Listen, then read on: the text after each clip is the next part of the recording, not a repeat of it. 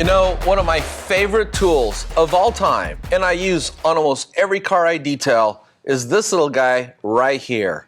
And before I say anything more about it, I'm just gonna turn the mic over to you, Jason, introduce who you are, and just do a brain dump on this little guy. Sure. I have a question for you, though, since you're more of the expert, about pad size for this. So I'm gonna go get a pad to ask you about. Thank you. Perfect. I appreciate that. Hi, Jason with RUPES USA. And here today we're gonna talk about 4 common mistakes regarding this tool right here. Mistake number 1 is calling it a IBird. This is actually a Bigfoot Nano with IBrid technology. Oh, cool. We're doing a video on the IBird? No, this is a Bigfoot Nano with IBrid technology. Oh, I always get that one wrong. Is there any other mistakes that people make? Yeah, actually there's a few. Number 2 is the functions of this tool.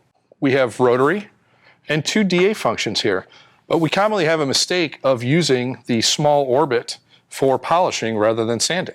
Yeah, a lot of people use the smaller blue function tool, which is a 3mm orbit, and they use that for polishing, and it doesn't deliver a lot of orbital action, so they complain about the result, when the reality is the right function for the job. For DA polishing, we would recommend the 12mm red function piece, and for edge work or really aggressive polishing, either the green piece, which is a rotary function, or the extension. Absolutely, you're correct. Absolutely. So another common mistake that people make, and in my opinion, the largest mistake that we see is using way too much down pressure on the tool.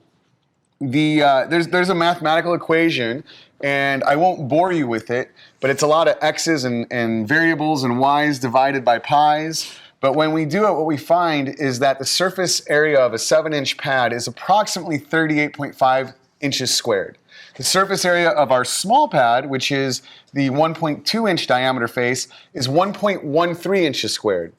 Now, if we break that down, 15 pounds of pressure, which is a lot of pressure on a full-size tool with a 7-inch pad, equals 340 pounds of pressure on a small pad. So you're literally overloading that pad by 10 times the amount. To get the best DA performance from the Bigfoot Nano with IBrid technology, you want to use just the weight of the tool and maybe a finger. And that kind of brings us to the 4th. Oh, hey, Mike. Is this pad too big? That is a terrible question and brings us right to the 4th point about the mistakes people use when using the Nano. I won't steal this from Jason, but I would say that pad's just a little too large. Tick too big to put on the Nano? Or the IBird? Just a little bit. Well, the IBrid. I'm sure Mike talking up with the mathematics on that one, but yes, a little too big. And speaking of large pads, that brings us to number 4 mistake, and that is using too large of a backing plate in rotary mode. Yeah, the tool itself is actually designed so if you try to mount that big backing plate with the rotary function, it will rub against the shroud. The tool itself, to get into small areas, we kind of developed it to use the 1.2-inch pad in rotary mode only, and the tool speed. So on speed 5, this is 5,000 RPM. With a 1.2-inch pad, that's the same edge speed as a 6-inch pad at 1,000, so it's safe at full speed. But if you put a 2-inch pad on there, take out the shroud, you're putting a lot of stress on the gear, and you're really over-accelerating that pad. So we would recommend using only the 1.2-inch function, pad function, in rotary mode. So for some of you guys that have taken the shroud off, not knowing you're not supposed to do that, to put the 2-inch backing plate on there with a larger pad, you know what happens?